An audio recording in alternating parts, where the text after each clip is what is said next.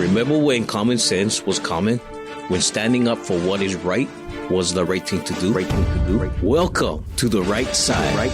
Common sense conversations about Hawaii's political landscape and how it affects you, your ohana, and your community. Join us for the next hour as we cut through the political noise and look at Hawaii from the right side, where public officials and community leaders discuss the policies that affect our future, strategies that move the needle, and highlight leaders that are stepping up to make a difference. Get ready for The Right Side, a common sense conversation. All right, welcome to the show. It's Augie, Malia, 808-913-6450. It's a trick right at the beginning of the show. Of course, because I have the same number in the other studio, so I get myself caught up sometimes, and it's been a long day. 808-913-6450. Malia, people always ask me, what are some of the topics at the city and county that, is on a lot of people's minds, or they ask me, what's the top 3 issues? Affordable housing, public safety, and homelessness. Yes. And, last week we talked to U.S. Vets on homelessness, and it was such a great conversation. And they didn't tell us that they had the other side of U.S. Vets, and I thought it would be only fitting to have them back because it's such a hot topic. And, we're so appreciative of all the nonprofits out there that are doing the work that a lot of people, concerned about, which is homelessness. So, we talked about how U.S.VETS is helping veterans in Hawaii who are in need of housing, rehabilitation, counseling, career development, and advocacy. And, what people don't know is there another aspect to U.S.VETS, which most people, again, don't know, and that is the U.S.VETS also help local homeless families out on the Waianae coast. I was really surprised. Yeah. I didn't know that. I learned a lot in the last show. Yeah, so, I thought today would be good to talk about the other aspect of what U.S.VETS does. So you want to go ahead and introduce our guest? I think it was a great idea. And today we have Tanya Brown, and she's an experienced leader in nonprofit management, strategic planning, and building cross-functional teams, driven by her family's experience with homelessness, which we hope she'll share a little bit more about. She takes pride in her providing the best resources and services possible. As an executive director, her goals include implementing a therapeutic setting in support of U.S.VETS mission and philosophy, which we learned about last week, and ensuring the overall integrity of the site by following regulations at all levels of government.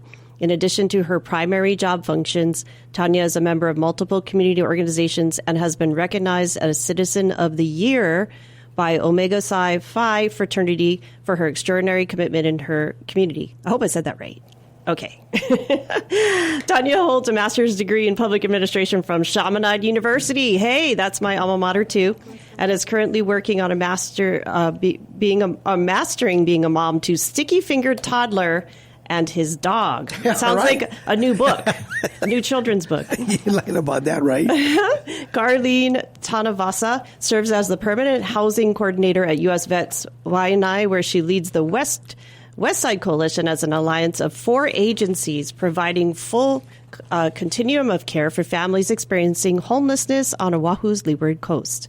A proud product of the island of Hawaii, Carline brings more than a decade of experience and heart to her work, having first joined U.S.VETS as an intern and growing into a licensed marriage and family therapist. A devoted wife, mother of 4, and grandmother. Give you a lot of credit for that. Carline draws deeply from her roots and experiences to uplift the Waianae coast with passion, purpose, and a steadfast commitment to strengthening local families. Well, welcome, ladies, to the show. Carline, Tanya, thank you for being here. You guys excited? Yes. You guys love what you guys do?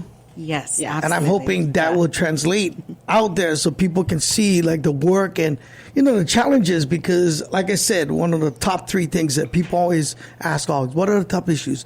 Affordable housing, homelessness, and public safety. So for those who are not familiar with the Waianae Center, will you share a little bit about what you guys do and where you guys located and all that good stuff? Sure. So at U.S.VETS WAI ANAE, we have 2 locations. They're both located in Waianae. And out of our facility, we have 7 different programs. And we pride ourselves at being able to provide the entire continuum of care for those living on the Waianae Coast through our Westside Coalition, which is Carline's team and her program. Do you want to explain the levels like you was talking about of care? Because, a lot of times, when we think homeless shelter, they're there for a couple, and they go. You guys want to help them through the whole process, right? Sure. Yes. Okay. Yes. Okay. So, just in layman's terms, if we're going to focus on housing progression, we have teams that literally, it's our outreach team. Yep. So they are on the beaches, under the bridges, in the bushes, connecting with folks who need services. And then once they're able to connect with folks, then we have our emergency housing programs, our transitional housing programs, as well as our permanent supportive housing programs. But within those three different housing programs, we're able to provide legal aid services, mental health services, as well as housing placement, homeless prevention, the entire gamut. And we do that internally with U.S.VETS, but also through partnerships like the Westside Coalition. Okay, you want to tell us a little bit about the Westside Coalition and just bring the microphone right up there. Okay. Yeah. Okay, here we go. Is this good? Good, perfect. Okay. So the Westside Coalition is comprised of 5 different agencies, and each agency has a specific role. So we have our different partners. One partner would actually do housing location. That's their sole responsibility. The other one will cut the checks for us because we need that done speedy. So they're good at that, and so that's what they do. We have another agency who is part of our Westside Coalition team that handles all vital documents and legal background checks for us. And then we have U.S.VETS. U.S.VETS oversees the project. We also have I'm forgetting one, but I didn't forget. We have another one that she helps us with. That team helps us with our data and putting together our reports, including our workforce analysis. So, all under one program. Look, it takes a special kind of person to do what you guys do. And just real quick, because a lot of times we get caught up in the conversation with all the questions. I'd like to know why you guys are so passionate about what you guys do. Who wants to go first? Tanya wants to go first. Okay, 808-913-6450. I want to let the public know that you can call. Maybe you go, I know Tanya. I know Carline. I'll like say hi. 808-913-6450.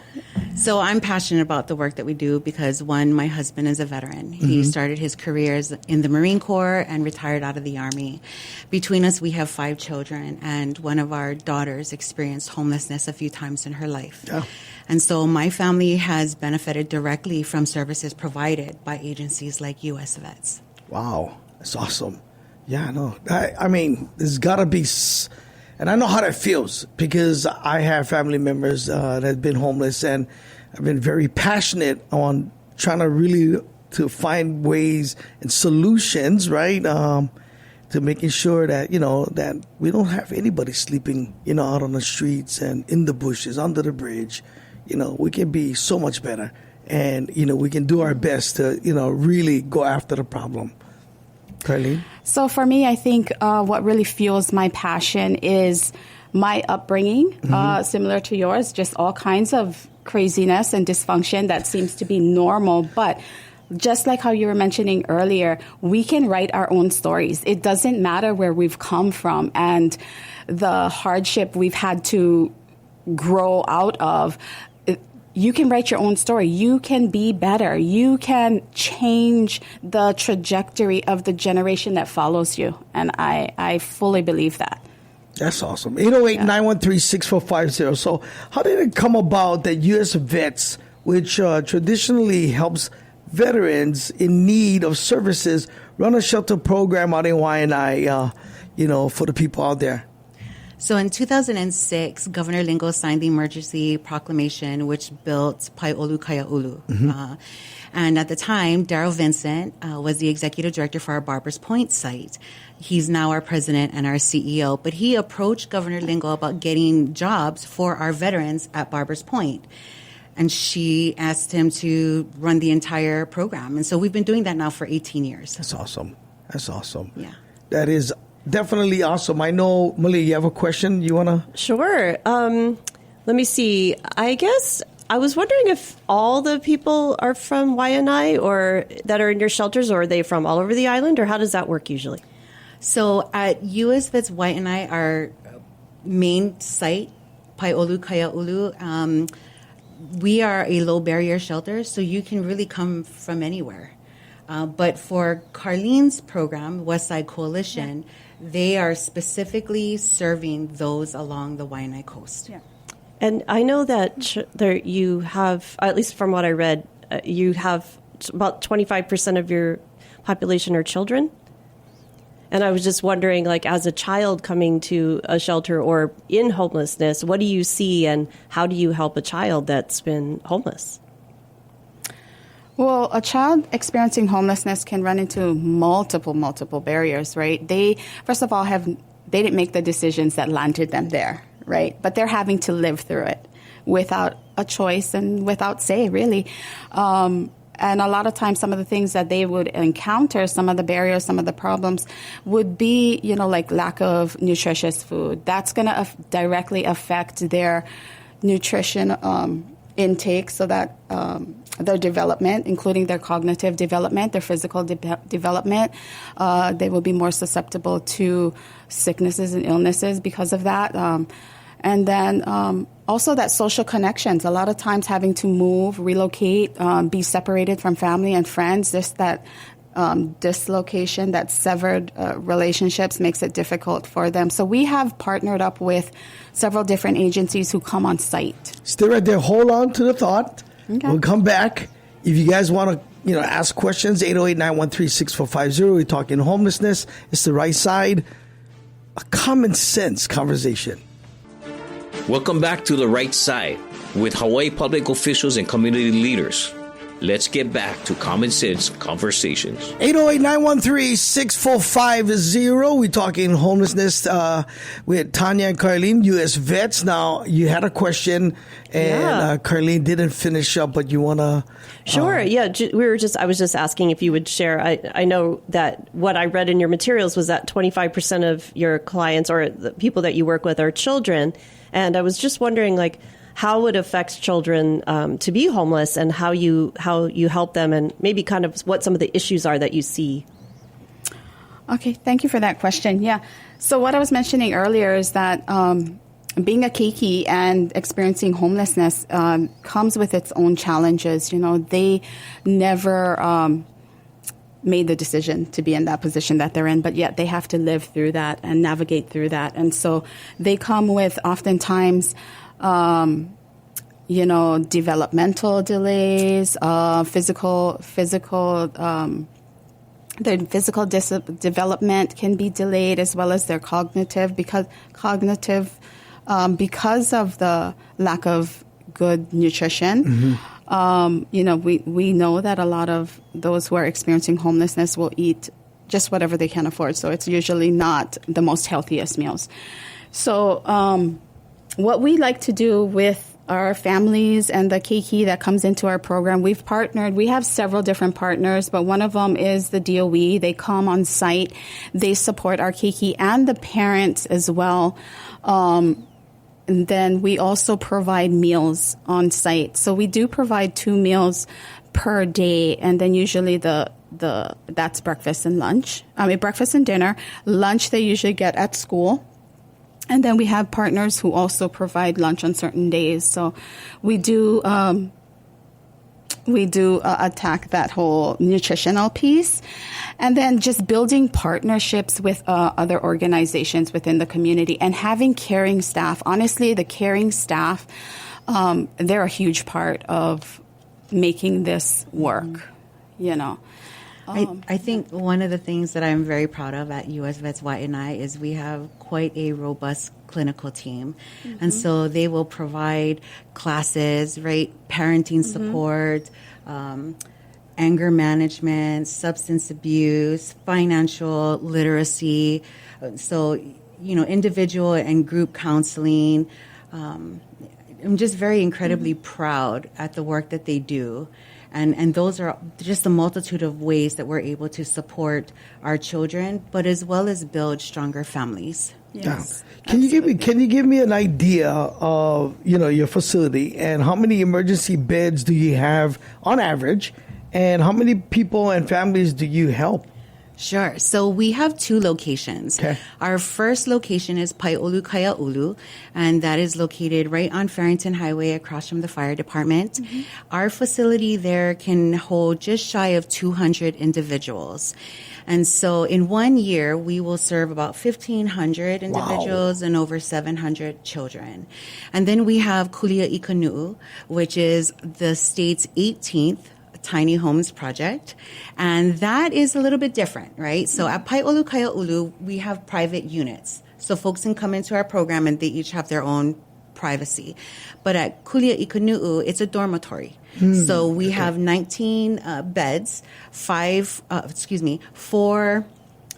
for men, and then 5 beds for women, and then we also have veteran-specific beds, and then also programs like Carline's that are not at the residential site, but in scattered homes. So they're servicing families all across the island of Oahu. That is awesome.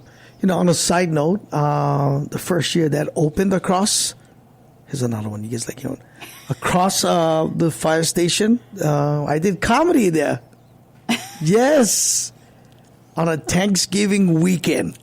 I popped in, made some calls. I got there. It was so much fun. I had so much good, and I lived right up the road at that time, so it was like easy. I just went down the road. And everybody was like, "Whoa!" And you can pop in again this Thanksgiving. Yes, that might be fun to do. We might have to do it. Let's do it. Last week he got an invitation. Yes, I will definitely. He should do it. Okay, let's do it. Let's plan it. I will come. That'll be my little Thanksgiving. I'll do one at the Barber's Point, and I'll come on to Waianae. Do one in Waianae. I thought you were going to make me junk and pull Tamalani. No, we'll do it that weekend. That'd be awesome. Or maybe that same day, yeah. And let's get it down. Everybody needs to laugh. That's one of the cool things. Like, I didn't realize how much I need it now after being in city council for 5 years. I need it more than you guys now.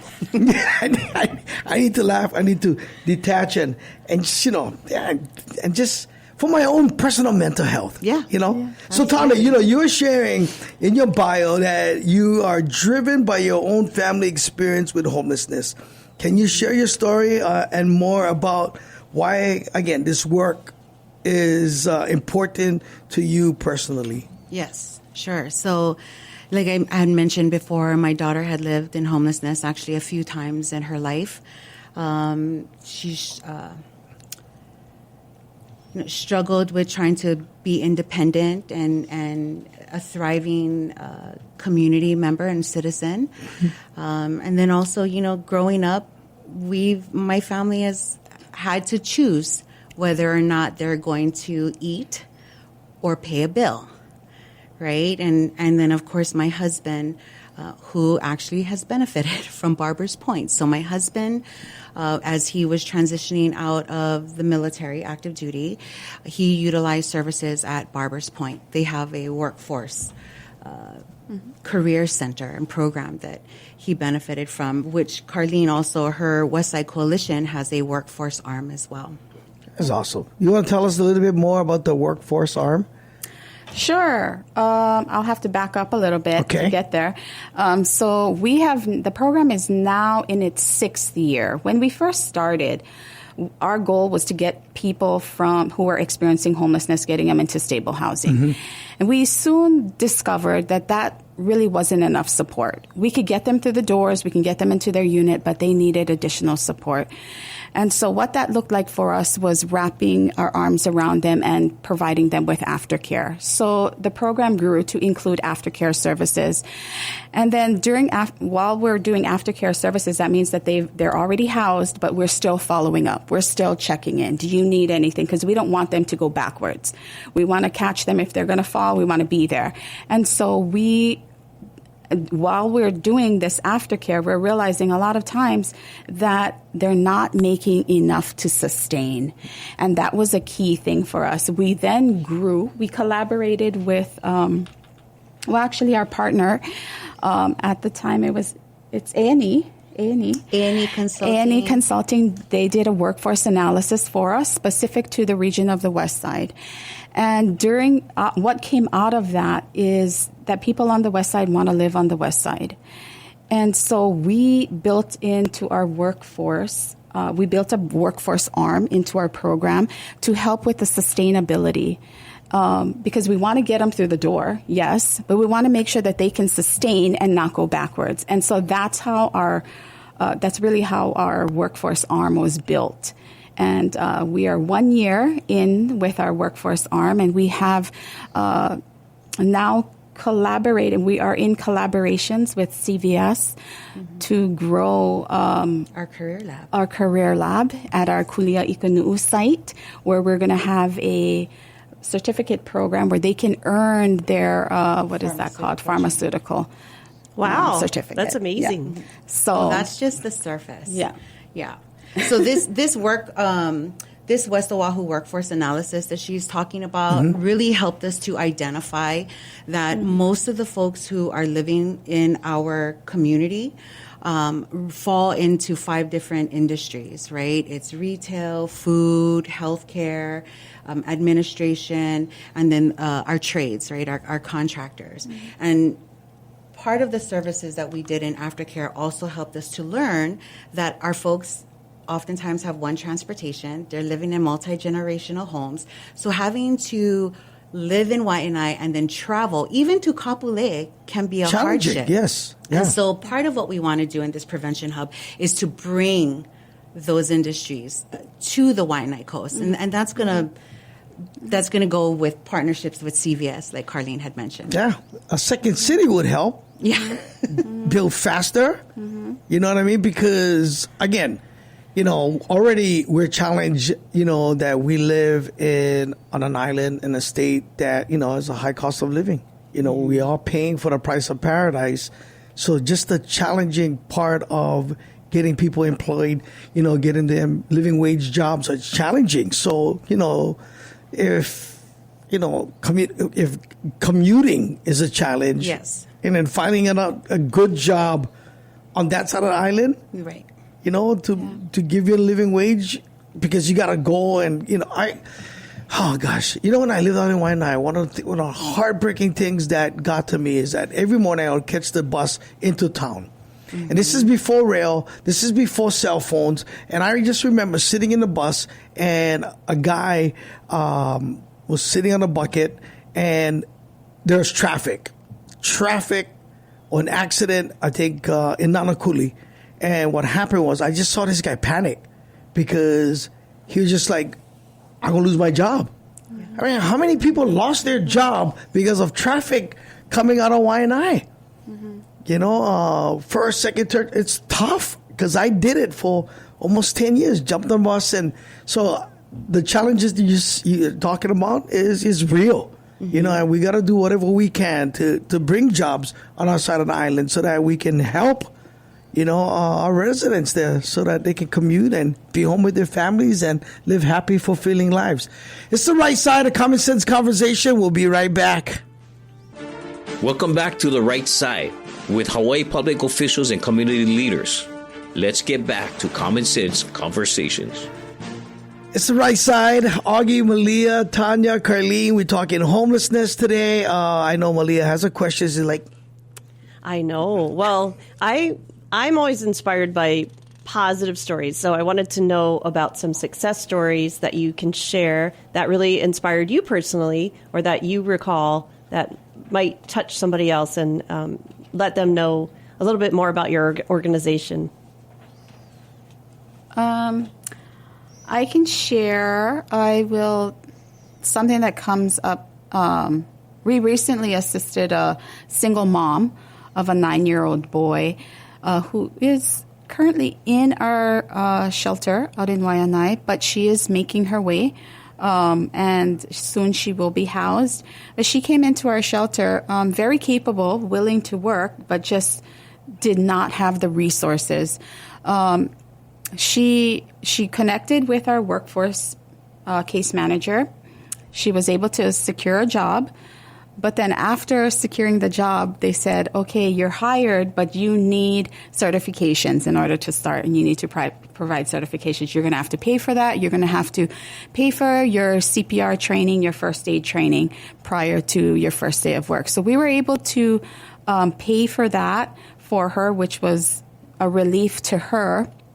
And then we were also able to pay for her childcare so that she could take these certifications and start work. So she was able to get the certifications. She got her schedule ready to work. And then she had encountered, okay, well, the schedule that they gave me doesn't align, and now I need childcare again. And so we were able to step in just for, and it's not, sometimes they don't need a lot. It's sometimes just a little bit, and a little bit goes a long way. And for this parent, she just needed to the end of summer. Then her child would be going to school, and that would sort itself out. And so we were able to do that, and that made such a huge difference for this family. And that was one that literally, we just assisted, I think, less than 30 days ago. That's a great story. And it just shows, sometimes we just need one hand up, right? Or two hands up. And when you get stuck on something, it's so nice to have somebody there saying, I will help you. Yes. Yeah. Yes. I think of our alumni program. So we have quite a few of our residents who have graduated from our program, and they come back. And so they come back and they help with our landscaping. They've come back now and help give haircuts free every month to our residents. And then, we've hired quite a few of our clients. That's how much we believe in our program. We have staff members who have gone through our program, and we find so much value in that. Well, I think people would really connect to them, right? Because they've had the same experience, just like you with your daughter and your husband using the services, and you really understand it. And so your credibility is off the chart, right? And I think that's the same thing with, if somebody came back and helped me, I would know that they're actually like a role model, because you made it through, you made it on the other side, and you had some similar problems to me, and can you advise me, or can you show me the way? Absolutely. No, I think that's to identify is awesome, but having real life experience that you can relate to, because a lot of them just don't trust anymore. And you got to build trust. And I think the only way you can build trust is, really understanding, what that person is going through. And it works. I think it works. Whenever you have somebody who been challenged with homeless and was homeless, the alumni come back and give. Yeah. Oh man, it's such an amazing thing. How many employees do you have, and what do and how do they support the mission? So across the nation, we are 500 strong, but in Hawaii alone, we are 100. Okay. And that's between our two sites, Barbers Point and Waianae. At Waianae, we are just shy of 50 employees, most of whom reside on the Waianae coast. Yeah. Carline? Oh, same thing. Together. Sorry. Yeah. Sorry. Sometimes, I hear both sides, and I go, okay, all right, okay. So U.S.VETS is okay. Anyway, so what's your vision? What's the vision? Are you guys looking at expanding? I mean, it's working. We know it's working because we talked to your peers last week, and we hear what you guys doing in Waianae. But homelessness is statewide. Yes. Island-wide. It's not just in Waianae and Barbers Point. So are you guys looking at expanding? Well, we are going to expand our services as long as there is homelessness. I know for Westside Coalition specifically, we are very focused on the Waianae coast. We want to go back to rebuilding the Ahupua'a system. Our ancestors got it right. And what we have learned from the workforce analysis, it really leans into that whole Ahupua'a system, right? Where folks can live, raise their families, grow their food, yeah. Everything, survive all in their one community. And so we're definitely headed in that direction. And of course, through our partnerships with the coalition, right? So our partners is Legal Aid Hawaii, Catholic Charities of Hawaii, as well as Alternative Structures International. And then, of course, as Carline had mentioned, AE Consulting. That's wonderful. Yeah, I think because we've seen this in Lahaina. I mean, this has been such a hot topic about how do you bring back the water and how do you bring back the growing your own food and cultivating your, sustainability, and also just bringing back the culture and the wisdom from the past. And I think that would be something pretty incredible if you could do that in Waianae. It's so dry. Well, and this is what the coalition is all about, right? It's we is greater than me, right? So here you have other organizations, other service providers linking arms together, working together, right, to help and serve the community. It's not about just us. It's more than just us. And our intention is to serve the entire community, which is what Westside Coalition is all about, specifically helping families along the Waianae coast. If you could speak directly to someone, wondering whether you can help them with their family, what would you say to them if you could speak to someone right now?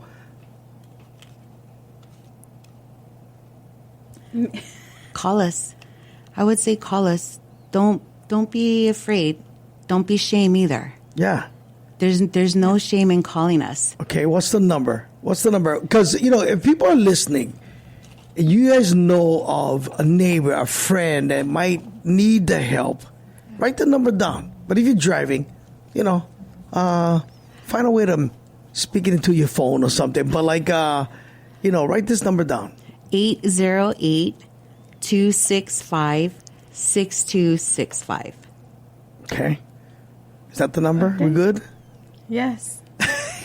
I'm like, make sure your phone is charged, Genesis. Here you go. So, Carly, what would you say to someone if you could speak to them directly? I would say that we're here in the community. We're a part of the community, and we're for the community. Mm-hmm. So, I would say if you know anybody, including yourself, that needs help, I would say also to reach out. We have a lot of programs, and sometimes it's overwhelming. Sometimes people don't know how to navigate their way through, and we can assist with that. So reach out. Because it can be frustrating. Yeah, it can be frustrating not only for you guys, but for the public, because when is this thing working?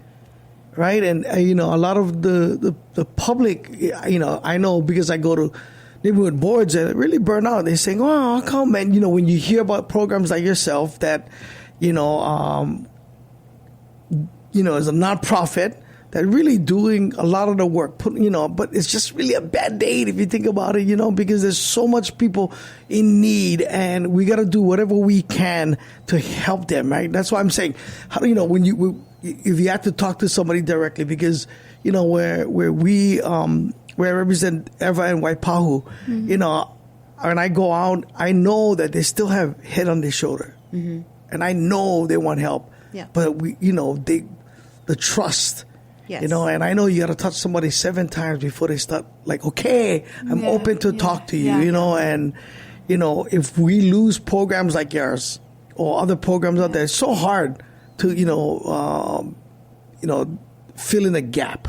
That's why, I wanted last week and this week to happen, because it's such a big, a big topic, and people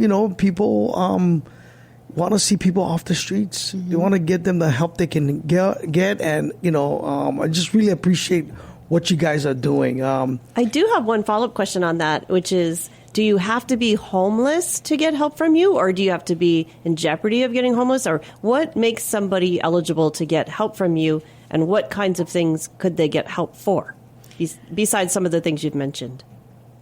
Well, so just in general, you don't have to be homeless. You can be at risk. It really depends on the different programs. Each program has their own eligibility, if you will.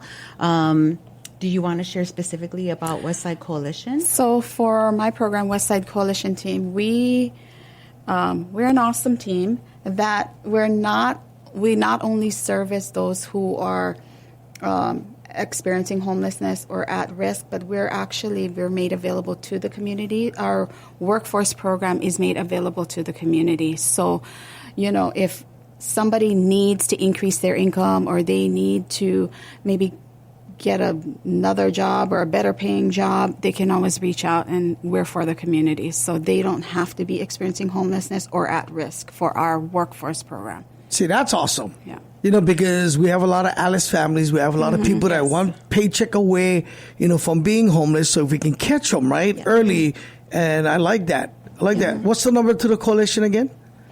808-265-6265. All right. Call. Guys, again, you don't have to be homeless. Maybe you're looking for a better job. Maybe you're looking for another income.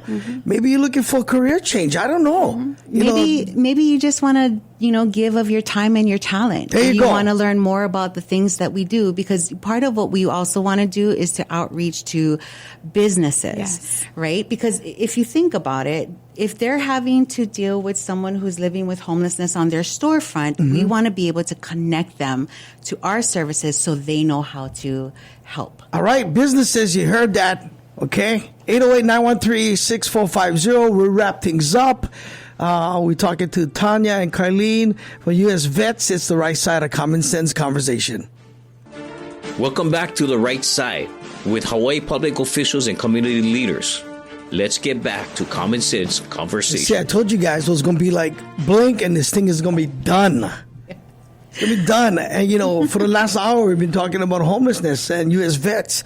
Tanya, Carline, thank you guys so much for coming. The number here is 808-913-6450. If any of you want to slip in and ask a question, we are ready. Right, producer? We ready. She's giving me the thumbs up.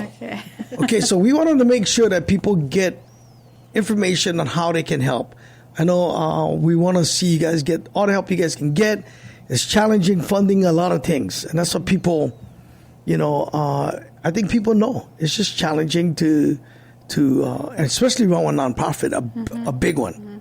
So how can people help U.S. Vets? So folks can help in a multitude of ways. Okay. Like I said, their time and their talent. If we have service projects that happen, we just had the LDS Makakilo Ward come and they helped us paint our units. If we have landlords who want to come and help us to house folks. And there are landlords out there who care about their community. Businesses, we partner with the Kapolei Chamber of Commerce, in connecting businesses, helping them, businesses connect with employees, potential employees. Bear helped us build our garden on site. So now our clients can harvest their own produce. That's awesome. And cook it, in their meals. You can come and do a comedy show. Done. There's only one of us that can do that here. I will do it. But 100%. you could come on Thanksgiving, like the Masons come. Our Cosmopolitan Lodge come and serve Thanksgiving. Our Word of Life comes and gives services, offers services, church services to our residents. Whatever your talent is, we'll take it. Awesome. Okay. That's a done deal. I like to share a story. I was meant to tell a story, but, we got caught up in a conversation last week, and what we were talking about and, taking care of vets. So, we just experienced, again, we've been very blessed and lucky that nothing bad has happened to our island. But, last hurricane, that was just before I ran for office. Normally, when they stop services with buses, I just kind of drive around in my van and pick people up, drop them off. And there was a young man that I picked up, and he told me that he was a veteran. And so I was like, okay, because I knew what U.S. Vets does, and, I know the area. I was like, okay, I'm going to take him there. And I didn't put his face on the screen, but, we were just having this conversation, and then I dropped him up at U.S. Vets. And then a couple of days later, somebody on Instagram, social media, heard the voice, said, "That's my son."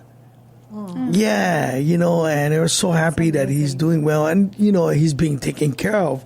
U.S. Vets said, these are the little things that, that sometimes go unnoticed, and when you see a homeless person, there's somebody's family member. Yeah. There's somebody that, bad luck, made wrong choices. But like, man, I believe in second, third, fourth, fifth chances. And, I believe that we have a very compassionate island and we have very compassionate people, and we want to do whatever we can to, help solve this problem. And the only way we're going to do it is together. Okay, and we cannot always depend on government. Believe me, I know that. Absolutely. I know that. And we got to do whatever we can as a community, as businesses, as churches, to get involved and find. Because, man, think about if, we fix to help one family, like what you guys do, right? Oh, man, how much better this place would be. Yeah. And I think, just from my perspective, listening to you and last week and then reading all the great things you do. And of course, we want to come out and take a tour. Yes. If my boss says that's okay. We can do that. But, for me, I just think like your stories show that just you're helping these people in such significant ways. And it's such a small thing it's such a small thing in the big world, but it's so big to them. And you're making such an impact and you're really changing lives. And I think that for people to know, like inviting these kids somewhere or working with them or tutoring them or donating to you or bringing something there or helping the gardening or whatever it is, and realizing that, wow, I'm changing this person's life. And that's a big deal. Okay, Tanya, Carline, I think we got about a minute and a half. You want to give everybody the information so they can call you guys. And, our broadcast will be on YouTube. So everybody listening, you catching the tail end, you can watch it all over again and you can share it with your friends and your family, because we want to make sure that we, find solutions to this challenging problem. Like, tag, and share. Carline, with that number? Okay, the number you can reach us is at 808-265-6265. Okay, and website? U.S.VETS.org. Email? I love it. I like the quiz. tbrown@usvets.org or Tanuvasa@usvets.org. Okay, we'll have all that information on our YouTube. Next week, what are we talking? We're going to learn a lot more about recycling because people need to recycle here. Yes. Right? And I want to get rid of the landfill, right? And the only way we can do that is if we understand how to recycle correctly. Right. And so we're going to talk about recycling, not just bottles and cans and things like that, but also grass, trees, all the things that we did on the Tour de Trash as our office. We went on this tour and learned all about all these things. It was really cool. So we're learning. We're educating, not only ourselves, but the public, we hope. So we hope you guys enjoyed today's show. If you can do whatever you can to help U.S. Vets, please do. I'm Augie. That's Malia. Tanya, Carline, thank you for joining us. This is the right side of Common Sense Conversation. And thank you to our producer. Yay! Yes, thank you. All right, guys. We'll see you next week. Aloha.